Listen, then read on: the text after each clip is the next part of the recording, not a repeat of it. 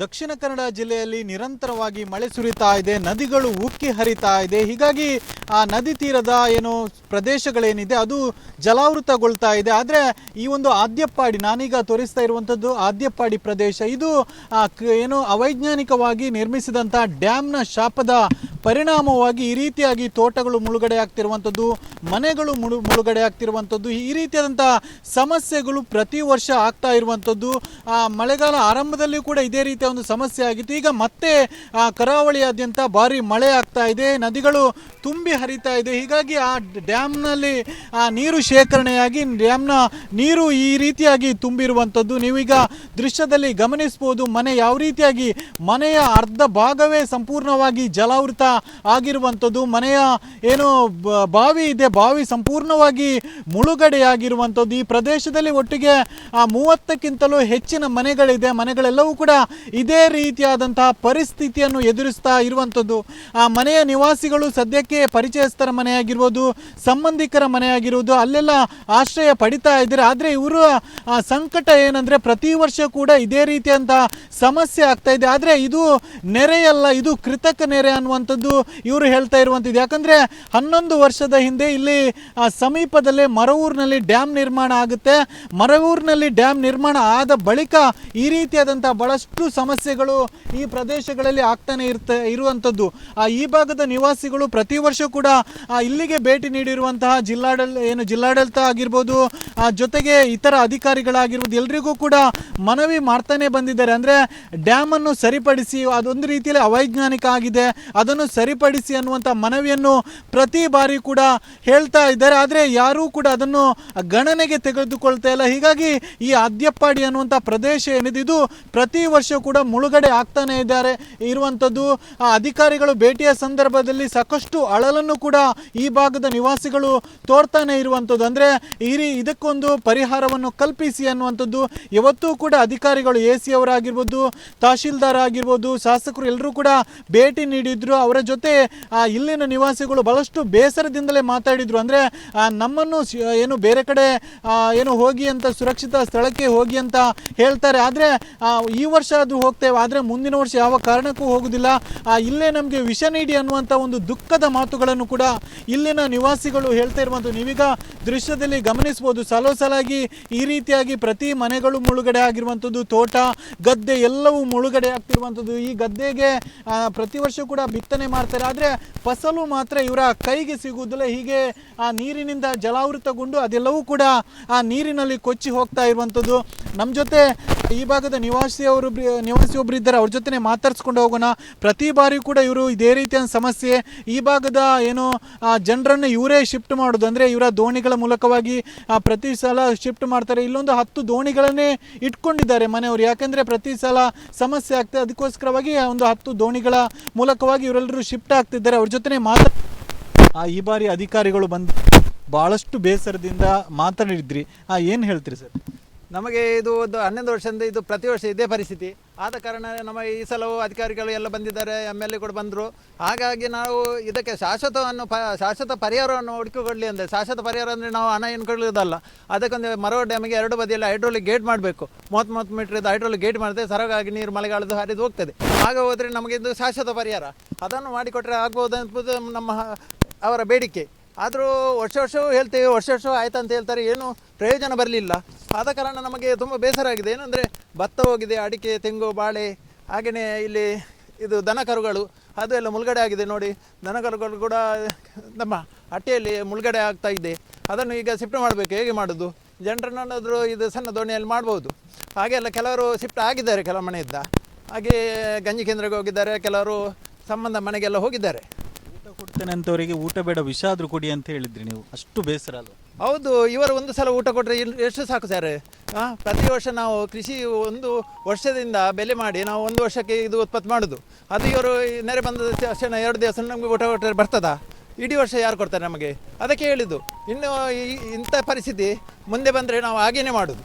ಅಧಿಕಾರಿಗಳು ಮತ್ತು ಶಾಸಕರು ಮನಸ್ಸು ಮಾಡಿದರೆ ಯಾವುದೂ ಕಷ್ಟ ಅಲ್ಲ. ಹೌದು, ಅಧಿಕಾರಿಗಳು ಮತ್ತು ನಮ್ಮ ಶಾಸಕರು ಮನಸ್ಸು ಬರ್ತದೆ, ಒಂದೇ ವರ್ಷದಲ್ಲಿ ಆಗ್ಬೋದು, ನಮಗೂ ಗೊತ್ತು. ಅವ್ರು ಏನಕ್ಕೆ ಮಾಡೋದಿಲ್ಲ ಅಂತ ನಮಗೆ ಗೊತ್ತಿಲ್ಲ. ಅದನ್ನು ನಾವು ಅವರಲ್ಲಿ ಬೇಡಿಕೆ ಕೇಳ್ತಾ ಇದ್ದೇವೆ, ಆದಷ್ಟು ಬೇಗ ಮಾಡಿ ಅಂತ. ನಾವು ಈ ಸಲ ಹೀಗೆ ಬಂದು ದೋಣಿಯಲ್ಲಿ ಹೋಗಿ ಒಂದು ರೀತಿ ವಿಡಿಯೋ ಚಿತ್ರೀಕರಣ ಅಷ್ಟೇ. ಹೌದು, ಅದೇ ಅದೇ ಅದೇ ಬೇಸರ ಆಗಿ ನಾನು ಈ ಸಲ ಹೇಳಿದ್ದು, ಯಾರೂ ಬರೋದು ಬೇಡ, ನಮ್ಮ ಪತ್ರಕರ್ತರು ಬರೋದು ಬೇಡ, ಮಾಧ್ಯಮದವರು ಬರೋದು ಬೇಡ, ಅಧಿಕಾರಿಯೂ ಬರೋದು ಬೇಡ, MLA ಬರೋದು ಬೇಡ, ಯಾಕಂದರೆ ಬಂದು ನೋಡಿ ಚಿತ್ರಣ ಮಾಡಿ ಹೋಗೋದಲ್ಲ ಅಷ್ಟೇ, ಅದಕ್ಕೆ ಬೇಡ ಅಂತ ನಾನು ಬೇಸರಲ್ಲಿ ಹೇಳಿದ್ದು. ಅದು ಮುಂದಿನ ಸಲ ಆಗಬಾರ್ದಂತ ನನ್ನ ಇದು ವಿನಂತಿ. ಇದು ಇಲ್ಲಿನ ಸ್ಥಳೀಯರಾದಂಥ ಶಿವರಾಮ್ ಅವರು ಹೇಳ್ತಿರುವಂಥ ಮಾತು. ಅಂದರೆ ಪ್ರತಿ ಸಲ ಕೂಡ ಶಾಸಕರು ಬರ್ತಾರೆ ಮತ್ತು ಜೊತೆಗೆ ಅಧಿಕಾರಿಗಳು ಬರ್ತಾರೆ, ಆದರೆ ಆ ಸಮಸ್ಯೆ ಆಲಿಸ್ತಾರೆ ಹೊರತು ಪರಿಹಾರ ಅಂತೂ ಸಿಗೋದಿಲ್ಲ. ಹೀಗಾಗಿ ಮುಂದಿನ ದಿನಗಳಲ್ಲಾದರೂ ಕೂಡ ಏನು ಅವೈಜ್ಞಾನಿಕವಾಗಿ ನಿರ್ಮಿಸಿದಂಥ ಡ್ಯಾಮ್ ಏನಿದೆ ಅದಕ್ಕೆ ಹೈಡ್ರೋಲಿಕ್ ಆದಂಥ ಗೇಟ್ಗಳನ್ನು ಅಳವಡಿಸಬೇಕು. ಅಂದರೆ ಬೇರೆ ಬೇರೆ ಕಡೆಗಳಲ್ಲಿ ಆ ಡ್ಯಾಮ್ಗಳಲ್ಲಿ ಹೈಡ್ರೋಲಿಕ್ ಗೇಟ್ ಇರುತ್ತೆ. ಆ ನೀರು ಹೆಚ್ಚಾದಂಥ ಸಂದರ್ಭದಲ್ಲಿ ಆ ಗೇಟ್ಗಳನ್ನು ತೆರೆದು ಹೊರಬಿಡಲಾಗುತ್ತೆ. ಆದರೆ ಇದಕ್ಕೆ ಒಂದು ಗೇಟೇ ಇಲ್ಲ ಅಂತ ಒಂದು ಅವೈಜ್ಞಾನಿಕವಾಗಿ ನಿರ್ಮಿಸಿದ್ದಾರೆ. ಹಾಗಾಗಿ ಮುಂದಿನ ದಿನಗಳಲ್ಲಾದರೂ, ಅಂದರೆ ಈ ವರ್ಷ ಹೇಗೂ ಸಮಸ್ಯೆ ಆಗಿದೆ, ಆದರೆ ಮುಂದಿನ ವರ್ಷ ಆ ಸಮಸ್ಯೆ ಆದರೆ ನಾವು ಸುಮ್ಮನೆ ಕೂರೋದಿಲ್ಲ, ಬಹಳಷ್ಟು ದೊಡ್ಡ ಮಟ್ಟಿನಲ್ಲಿ ಪ್ರತಿಭಟನೆ ಮಾಡ್ತೇವೆ ಅಂತ ಎಚ್ಚರಿಕೆಯನ್ನು ಕೂಡ ನೀಡಿರುವಂಥದ್ದು. ಹೀಗಾಗಿ ಮುಂದಿನ ದಿನಗಳಲ್ಲಿ, ಅಂದರೆ ಮುಂದಿನ ವರ್ಷ ಆದರೂ ಇವರ ಸಮಸ್ಯೆ ಪರಿಹಾರ ಆಗಲಿ ಅನ್ನೋದು ನಮ್ಮ ಆಶಯ ಕೂಡ. ಕ್ಯಾಮರಾ ಪರ್ಸನ್ ದಿವಾಕರ್ ಪದ್ಮಂಜು ಜೊತೆ ದಿನೇಶ್ ಕಾಶಿಪಟ್ನ, ರಿಪಬ್ಲಿಕ್ ಕನ್ನಡ, ಮಂಗಳೂರು.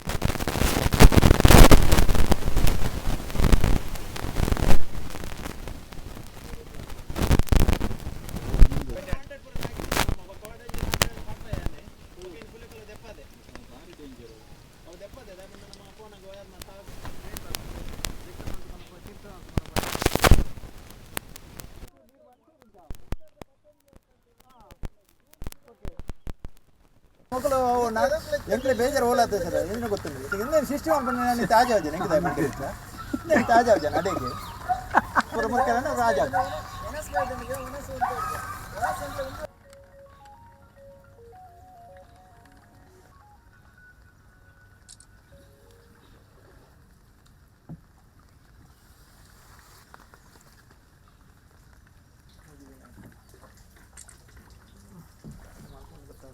ಬಾಯ್.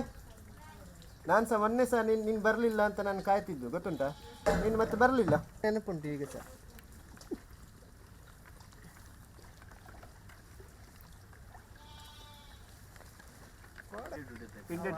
आज तक मूर्ति न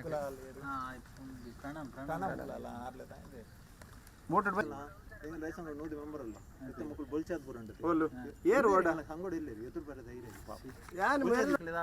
ಗಟ್ಟರ ಡ್ಯಾಮ್ ಪುಡಿ ಮಲ್ತು ಗಟ್ಟರ ನೀರು ಅಂತ ಹೌದ್ರಿ, ನೀವು ಒಳ್ಳೇದು ಈ ಮೆಟ್ ಅವಳು ಕೆಲವು ಎಂಕ್ಲ ಅವಲಿತ್ತ ಒಂದಿಟ್ಟು. ಮಂಗಳೂರು ಹೊರವಲಯದ ಆದ್ಯಪ್ಪಾಡಿಯಲ್ಲಿ ನೀರು ನಿಂತು ಜನಗಳಿಗೆ ಮಾತ್ರ ಅಲ್ಲದೆ ಪ್ರಾಣಿಗಳು ಕೂಡ ನರಕ ಯಾತನೆಯನ್ನೇ ಅನುಭವಿಸ್ತಾ ಇದೆ. ನೀವೀಗ ದೃಶ್ಯದಲ್ಲಿ ನೋಡ್ಬೋದು ಆದ್ಯಪ್ಪಾಡಿಯ ಮನೆಯೊಂದರ ಹಟ್ಟಿ ತುಂಬ ನೀರು ನುಗ್ಗಿರುವಂಥದ್ದು, ದನಗಳು ಅದರಲ್ಲೇ ಮೇಲೆ ನಿಂತ್ಕೊಂಡಿರುವಂಥ ದೃಶ್ಯವನ್ನು ಕೂಡ ಗಮನಿಸ್ಬೋದು. ಯಾವ ರೀತಿಯಾಗಿ ಪ್ರಾಣಿಗಳು ಕೂಡ ನೀರಿನಿಂದ ಸಂಕಟ ಪಡ್ತಾ ಇದೆ ಅಂತ. ಅಂದರೆ ಇಲ್ಲೇ ಸಮೀಪದಲ್ಲಿ ಒಂದು ನದಿ ಹರಿತಾ ಇದೆ, ನದಿಯಿಂದ ಉಕ್ಕಿದ ನೀರು ಈ ಕಡೆ ಬರ್ತಾ ಇದೆ. ಜೊತೆಗೆ ಅವೈಜ್ಞಾನಿಕವಾಗಿ ನಿರ್ಮಿಸಿದಂಥ ಡ್ಯಾಮ್ನ ಶಾಪದ ಪರಿಣಾಮವಾಗಿ ಅಲ್ಲಿಂದ ನೀರು ಉಕ್ಕಿ ಹರಿದು ಈ ರೀತಿಯಾಗಿ ಮನೆಗಳಿಗೆ ಮಾತ್ರ ಅಲ್ಲದೆ ಹಟ್ಟಿಗಳಿಗೂ ಕೂಡ ನೀರು ನುಗ್ಗಿರುವಂಥದ್ದು. ದನಗಳು ನೋಡ್ಬೋದು, ದನಗಳಿಗೆ ಮಲಗ್ಲಿಕ್ಕೂ ಕೂಡ ಆಗುದಿಲ್ಲ, ಕೇವಲ ನಿಂತ್ಕೊಂಡೇ ಇರಬೇಕು. ಅಂತಹ ಪರಿಸ್ಥಿತಿ ನಿರ್ಮಾಣ ಆಗಿರುವಂಥದ್ದು. ಹಟ್ಟಿ ಪೂರ್ತಿಯಾಗಿ ನೀರು ನುಗ್ಗಿರುವಂಥದ್ದು, ದನಗಳು ಕೂಡ ನರಕ ಯಾತನೆಯನ್ನೇ ಅನುಭವಿಸ್ತಾ ಇರುವಂಥದ್ದು. ಈ ಆದ್ಯಪ್ಪಾಡಿಯ ಈ ಮನೆಯ ಪರಿಸ್ಥಿತಿ ಅಲ್ಲ, ಪ್ರತಿ ಮನೆಯ ಹಟ್ಟಿಯ ಪರಿಸ್ಥಿತಿ ಇದೇ ಇರುವಂಥದ್ದು. ಅಂದರೆ ಹಟ್ಟಿಗೆ ನೀರು ನುಗ್ಗಿ ಈ ರೀತಿಯಾಗಿ ದನಗಳು ಮಲಗಲಿಕ್ಕೆ ಆಗದೇ ಇರುವಂತಹ ಪರಿಸ್ಥಿತಿ ಇಲ್ಲಿನ ಜನಗಳದ್ದು. ಅಂದರೆ ಜನಗಳನ್ನಾದರೆ ಅವರು ಈ ರೀತಿಯಾದಂಥ ದೋಣಿಗಳ ಮೂಲಕವಾಗಿ ಶಿಫ್ಟ್ ಮಾಡ್ಬೋದು, ಆದರೆ ದನಗಳನ್ನು ಯಾವ ರೀತಿ ಶಿಫ್ಟ್ ಮಾಡೋದು ಬಹಳ ಕಷ್ಟ. ಅಂದರೆ ದನಗಳಿಗೆ ಬಹಳಷ್ಟು ದೊಡ್ಡ ಬೋಟ್ ಬೇಕಾಗುತ್ತೆ. ಹೀಗಾಗಿ ದನವನ್ನು ಶಿಫ್ಟ್ ಮಾಡಲಾಗದೆ, ಹಟ್ಟಿಯಲ್ಲಿ ಕಟ್ಟಲಾಗದೆ ಬಹಳಷ್ಟು ತೊಂದರೆಯನ್ನು ಈ ಒಂದು ಪರಿಸರದ ನಿವಾಸಿಗಳು ಅನುಭವಿಸ್ತಿರುವಂಥದ್ದು. ಅಂದರೆ 30 ಮನೆಗಳಿದೆ, ಇಲ್ಲೆಲ್ಲರೂ ಕೂಡ ಕೃಷಿಕರೇ, ಎಲ್ಲರ ಮನೆಯಲ್ಲೂ ಕೂಡ ಹಟ್ಟಿ ಇದೆ. ಆದರೆ ಹಟ್ಟಿಯಲ್ಲಿ ನೀರು ನುಗ್ಗಿ ಇದೇ ರೀತಿಯಂಥ ಪರಿಸ್ಥಿತಿ ಉಂಟಾಗಿರುವಂಥದ್ದು. ಅಂದರೆ ದನಗಳನ್ನು ಬೇರೆ ಕಡೆ ಶಿಫ್ಟ್ ಮಾಡಲಿಕ್ಕೆ ಬಹಳಷ್ಟು ಕಷ್ಟ ಆಗ್ತಿದೆ. ಸದ್ಯಕ್ಕೆ ಅಧಿಕಾರಿಗಳು ಹೇಳಿದ್ದಾರೆ, ಅಂದರೆ ದೊಡ್ಡ ಬೋಟ್ಗಳನ್ನು ತರಿಸಿ ಶಿಫ್ಟ್ ಮಾಡುವ ಅಂತ ಆದರೆ ಅದು ಎಷ್ಟರ ಮಟ್ಟಿಗೆ ಸಾಧ್ಯ ಅನ್ನೋದು ಕೂಡ ಪ್ರಶ್ನೆ ಆಗುತ್ತೆ. ಅಂದರೆ ದೊಡ್ಡ ದೊಡ್ಡ ದನಗಳಿರ್ಬೋದು, ಅಂದರೆ ಈ ಭಾಗದ ಜನರು ಹೈನುಗಾರಿಕೆಯನ್ನು ಕೂಡ ಕೃಷಿಯ ಜೊತೆಗೆ ಮಾಡಿಕೊಂಡಿದ್ದಾರೆ. ಹೀಗಾಗಿ ದನಗಳನ್ನು ಕೂಡ ಹೆಚ್ಚಿನ ದನಗಳನ್ನು ಕೂಡ ಸಾಕ್ತಾ ಇದ್ದಾರೆ. ಹೀಗಾಗಿ ಆ ದನಗಳು ದೊಡ್ಡ ದೊಡ್ಡ ದನಗಳಿರುವ ಕಾರಣವಾಗಿ ಅದನ್ನು ಬೇರೆ ಕಡೆ ಸ್ಥಳಾಂತರಿಸುವುದು ಕೂಡ ಬಹಳಷ್ಟು ಸವಾಲಿನ ಕೆಲಸ ಈ ಭಾಗದ ಜನರದ್ದು. ಒಟ್ಟಿನಲ್ಲಿ ಆದ್ಯಪಾಡಿ ಅನ್ನುವಂಥ ಏನು ಪ್ರದೇಶ ಏನಿದೆ, ಇಲ್ಲಿನ ಜನರು ಪ್ರತಿ ಮಳೆಗಾಲದಲ್ಲೂ ಕೂಡ ಇದೇ ರೀತಿಯಾದಂಥ ನರಕ ಯಾತನೆಯನ್ನು ಕೂಡ ಅನುಭವಿಸ್ತಾ ಇದ್ದಾರೆ. ಒಂದು ಕಡೆ ಮನೆ ಮುಳುಗಡೆ ಆಗ್ತಿದೆ, ಮನೆಯ ಜನರನ್ನು ಶಿಫ್ಟ್ ಮಾಡುವ ಒಂದು ಸಾಹಸ ಆದರೆ ಮತ್ತೊಂದು ಕಡೆ ಜಾನುವಾರುಗಳು ಈ ರೀತಿಯಾದಂಥ ಪರಿಸ್ಥಿತಿಯನ್ನು ಎದುರಿಸ್ತಾ ಇರುವಂಥದ್ದು. ಒಟ್ಟಿನಲ್ಲಿ ಈಗಾಗಲೇ ಅಧಿಕಾರಿಗಳು ಭೇಟಿ ನೀಡಿದ್ದಾರೆ, ಜನಪ್ರತಿನಿಧಿಗಳು ಭೇಟಿ ನೀಡಿದ್ದಾರೆ, ಈ ಭಾಗದ ಶಾಸಕರು ಕೂಡ ಭೇಟಿ ನೀಡಿದ್ದಾರೆ, ಪರಿಸ್ಥಿತಿಯನ್ನು ಅವಲೋಕಿಸಿದ್ದಾರೆ. ಮುಂದಿನ ಬಾರಿಯಾದರೂ ಈ ರೀತಿಯಂಥ ಸಮಸ್ಯೆ ಈ ಭಾಗದ ಜನರಿಗೆ ಆಗದೇ ಇರಲಿ. ಯಾಕಂದರೆ ಏನು ಈ ಭಾಗದ ಜನರು ಹೇಳಿಕೊಂಡಿದ್ದಾರೆ ಸಮಸ್ಯೆ ಏನು ಡ್ಯಾಮ್ನ ಸಮಸ್ಯೆಯಿಂದ ಈ ಕಾರಣವಾಗಿ ಈ ರೀತಿ ಆಗ್ತಾ ಇದೆ ಅಂತ. ಹೀಗಾಗಿ ಮುಂದಿನ ಬಾರಿಯಾದರೂ ಈ ರೀತಿ ಸಮಸ್ಯೆ ಆಗದೇ ಇರಲಿ ಅನ್ನೋದು ನಮ್ಮ ಆಶಯ ಕೂಡ. ಕ್ಯಾಮರಾ ಪರ್ಸನ್ ದಿವಾಕರ್ ಪದ್ಮಂಜ ಜೊತೆ ದಿನೇಶ್ ಕಾಶಿಪಟ್ನ, ರಿಪಬ್ಲಿಕ್ ಕನ್ನಡ, ಮಂಗಳೂರು.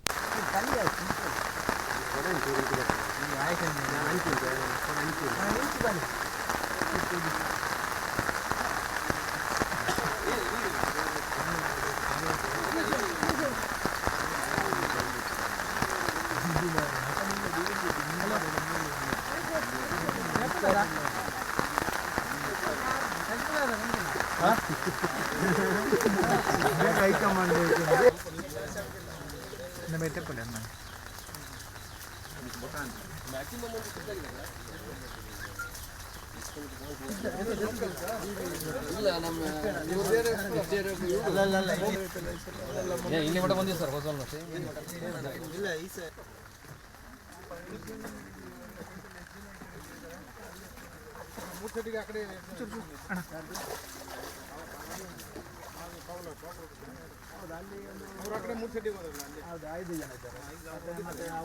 ಇಂಚೆ ಬರೋದು ಕೊಡಿ ಕೊಡಿಡೆ ಬರೋದು ಕೊಡಿ ಇಂಚೆ ಬರೋದು.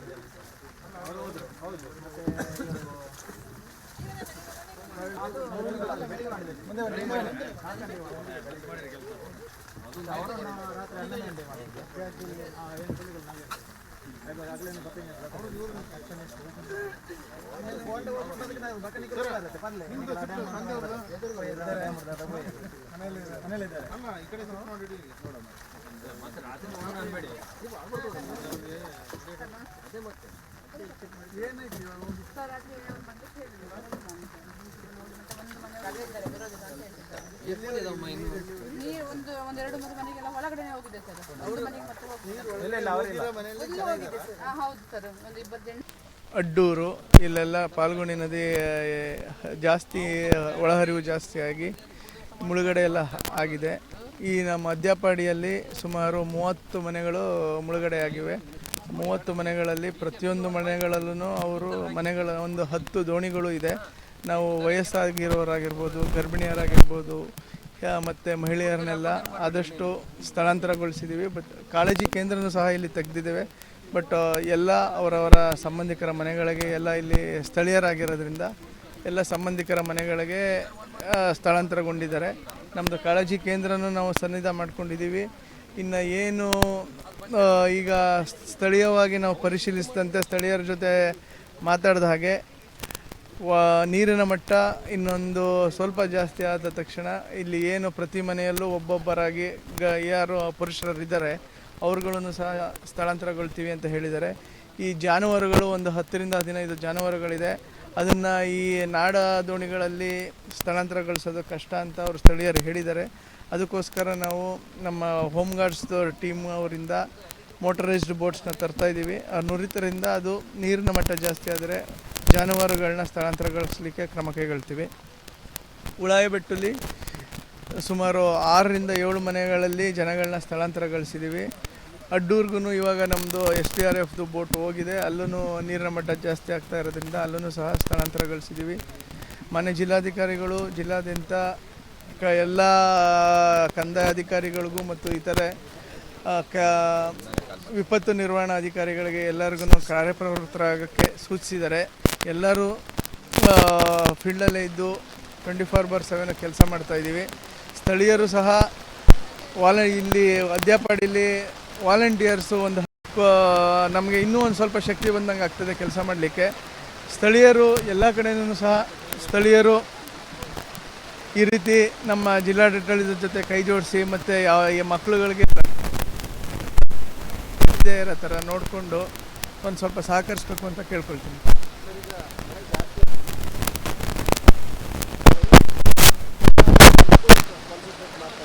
ಗುಡ್ಡ ಕುಸಿತ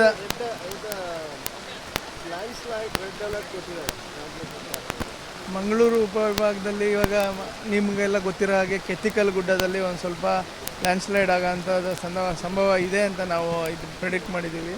ಬಟ್ ಅದನ್ನು ಒನ್ ವೇ ಮಾಡಿ ಇವಾಗ ನಮ್ಮ ವಾಹನಗಳನ್ನು ನಿಯಂತ್ರಿಸಿದ್ದೀವಿ. ಜೊತೆಗೆ ಅಲ್ಲಿ ನಮ್ಮ NHAI ಅವರ ಒಂದು ಟೀಮ್ ಯಾವಾಗಲೂ ಸನ್ನದ್ಧವಾಗಿ ಅಲ್ಲೇ ಇದೆ. ಸೊ ಆ್ಯಸ್ ಆಫ್ ನೋ ಯಾವುದೇ ರೀತಿಯಾದ ಗುಡ್ಡ ಕುಸಿತ ಆ ರೀತಿಯ ಮಣ್ಣು ಜಾರ ಅಂಥದ್ದು ಏನಾಗ್ತಾ ಇಲ್ಲ. ಅದು ಏನು ನೀರು ಮೇಲ್ಗಡೆಯಿಂದ ಜಾಸ್ತಿ ಬರ್ತಾಯಿತ್ತು ಅದನ್ನು ಮೊನ್ನೆ ಎಲ್ಲ ನೀಟಾಗಿ ಡ್ರೈನ್ ಮಾಡಿ ಅದೆಲ್ಲ ಹೋಗೋ ರೀತಿ ಮಾಡಿದ್ದೀವಿ. ಆತಂಕ ಪಡೋ ಅಂಥದ್ದೇನಿಲ್ಲ. ಇವತ್ತು ನಮ್ಮ ಏರಿಯಾದಲ್ಲಿ 30 ಮನೆಗಳು ಎಲ್ಲ ಮುಳುಗಡೆ ಆಗಿದೆ. ಅದರಲ್ಲಿ ಈಗ ಒಂದು ಐದು ಮನೆಯವರನ್ನು ಶಿಫ್ಟ್ ಮಾಡಿದ್ದೇವೆ ನಾವು. ಕೆಲವರು ಸಂಬಂಧ ಮನೆಗೆ ಹೋಗಿದ್ದಾರೆ, ಕೆಲವರು ನಮ್ಮ ಇಲ್ಲಿ ಕಾಲೇಜಿಗೆ ತೆಗೆದಿದ್ದಾರೆ, ಅಲ್ಲಿಗೆ ಹೋಗಿದ್ದಾರೆ. ಇನ್ನು ಉಳಿದ ಮನೆಯವರನ್ನು ಈಗ ಶಿಫ್ಟ್ ಮಾಡ್ತಾ ಇದ್ದೇವೆ. ಹಾಗಾದರೆ ಇಲ್ಲಿ ದನಗರುಗಳನ್ನೆಲ್ಲ ಶಿಫ್ಟ್ ಮಾಡಲಿಕ್ಕೆ ಉಂಟು. ಅದು ಮಾಡಿದ ನಂತರ ನಾವು ಜನರನ್ನು ಶಿಫ್ಟ್ ಮಾಡೋದು. ಮತ್ತು ಇದು ಸಮಸ್ಯೆ ನಮಗೆ ಸ್ಟಾರ್ಟ್ ಆಗಿ ನಿಮಗೆ ಗೊತ್ತಿರ್ಬೋದು. ನಾವು ಪ್ರತಿ ಸಲ ಹೇಳುವುದೇ ಇರೋದು ಏನಂದರೆ 11 ವರ್ಷ ಆಯಿತು. 2012 ವಿಷಯದಲ್ಲಿ ಮರವಳ್ಳಿ ಒಂದು ಡ್ಯಾಮ್ ಮಾಡಿದರು. ಆ ಡ್ಯಾಮಿಂದ ನಮಗೆ ಇದು ಸಮಸ್ಯೆ ಆದದ್ದು. ಇಲ್ಲದ್ರೆ ಈಗ ಬರೋದಿಲ್ಲ. ನಿನ್ನೆ ಮೊನ್ನೆಯಿಂದಲೂ ಇಲ್ಲಿ ಮಳೆ ಬರ್ತಾ ಇಲ್ಲ. ಹೇಗೆ ನೀರು ಬರೋದು? ಅಲ್ಲಿ ಮರವರಲ್ಲಿ ನೀರು ಸರಗಾಗಿ ಹೋಗೋದಿಲ್ಲ. 8 ಫೀಟ್ ಬೆಡ್ ಮಾಡಿ 3 ಫೀಟ್ ಕಿಂಡಿ ಮಾಡಿ 3 ಫೀಟ್ ಫಿಲ್ಲರ್ ಮಾಡಿದ್ದಾರೆ. 80 ಕಿಂಡಿ ಉಂಟು, 82 ಫಿಲ್ಲರ್ ಉಂಟು. ಅಲ್ಲಿ 50% ಅಲ್ಲಿ ಬ್ಲಾಕ್ ಆಗ್ತಾ ಉಂಟು, 30% ಕೆಳಗೆ ಬ್ಲಾಕ್ ಆಗುತ್ತೆ. ಇಲ್ಲಿ ಮಳೆ ನೀರು 20% ಮಾತ್ರ ಕೆಳಗೆ ಹೋಗೋದು. ಬೇರೆ ನೀರೆಲ್ಲ ಶಾಕ್ ಆಗಿ ನಮ್ಮ ಕೃಷಿ ಭೂಮಿ ಎಲ್ಲ ಮುಳುಗಡೆ ಆಗಿರುವುದು.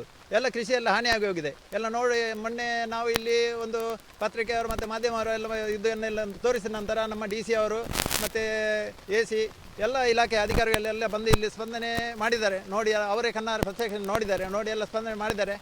ಮರವರಿಗೆ ಎಮರ್ಜೆನ್ಸಿ ಗೇಟ್ ಮಾಡುವಂಥ ವ್ಯವಸ್ಥೆ ಮಾಡುವಂತ ಹೇಳಿದ್ದಾರೆ, ಭರವಸೆ ಕೊಟ್ಟಿದ್ದಾರೆ. ಮುಂದಿನ ದಿನಗಳಲ್ಲಿ ಆ ಕೆಲಸ ಆಗಬೇಕು. ಮತ್ತು ಎಲ್ಲ ಕೃಷಿ ಹಾನಿಯಾಗಿದೆ. ಭತ್ತ, ಅಡಿಕೆ, ತೆಂಗು, ಬಾಳೆ ಎಲ್ಲ ಅಡಿಕೆ ಎಲ್ಲ ನಾಶವಾಗಿದೆ. ಮತ್ತು ಜಾನುಗಾರುಗಳಿಗೆ ಕೂಡ ಇದು ತುಂಬ ಸಮಸ್ಯೆ ಆಗಿ ಎಲ್ಲ ಕೆಲವು ನಡೆಯುವುದಿಲ್ಲ ಅಂತ ಪರಿಸ್ಥಿತಿ ನೀರಲ್ಲಿ ನಿಂತು. ಅದಕ್ಕೆ ಶಾಶ್ವತವಾಗಿ ಪರಿಹಾರ ಆಗಬೇಕಂತ ನಾವು ಈ ಮೂಲಕ ಕೇಳಿಕೊಳ್ಳುವುದು.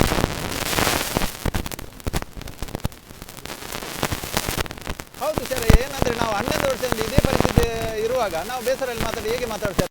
ಬರೋದು ನೋಡೋದು ಹೋಗೋದಲ್ಲ. ಅದಕ್ಕೆ ಶಾಶ್ವತವಾದ ಪರಿಹಾರ ಆಗಬೇಕು. ಅದನ್ನು ನಾವು ಕೇಳೋದು. ನಾವು ಏನು ಅವರಿಗೆ ಬೈದು ಇದಲ್ಲ, ನಮ್ಮ ವಿಷಯವನ್ನು ಹೇಳೋದು, ನಮ್ಮ ಕಷ್ಟವನ್ನು ಅವ್ರ ಹತ್ರ ಹೇಳೋದು ಅಷ್ಟೇ, ಬೇರೆ ಏನಿಲ್ಲ. ಅವರು ಈಗ ಸ್ಪಂದನೆ ಮಾಡಿದ್ದಾರೆ, AC ಕೂಡ ಸ್ಪಂದನೆ ತುಂಬ ಮಾಡಿದ್ದಾರೆ. ಮುಂದಿನ ದಿನಗಳಲ್ಲಿ ಆ ಕೆಲಸ ಆಗಬೇಕಂತ ನಾವು ಕೇಳಿಕೊಳ್ಳೋದು.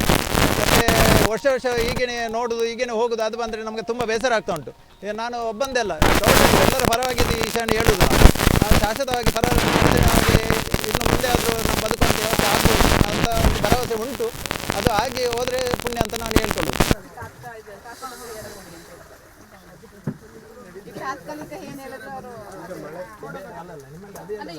ನಿನ್ನೆ ಕೂಡ ಇದು ಮಳೆ ಬರಲಿಲ್ಲ, ನಿನ್ನೆ ಮಳೆ ಇಲ್ಲ, ಮೊನ್ನೆ ಮಳೆ ಇಲ್ಲ. ನಾವು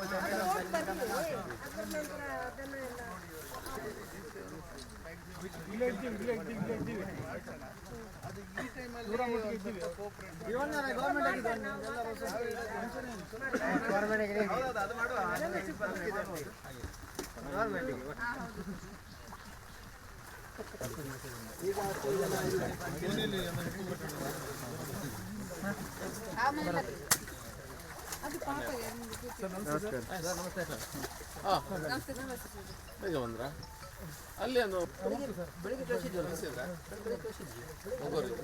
ಗುರುಪುರ ಆಗ್ತಾ ಉಂಟು ಮಾಡ್ತಾ ಈಗ ಇದು ಅಡ್ಡೂರು ಹೋಗಿದೆ. ಇದೊಂದು ಎಟರ್ನಲ್ ಸಮಸ್ಯೆ.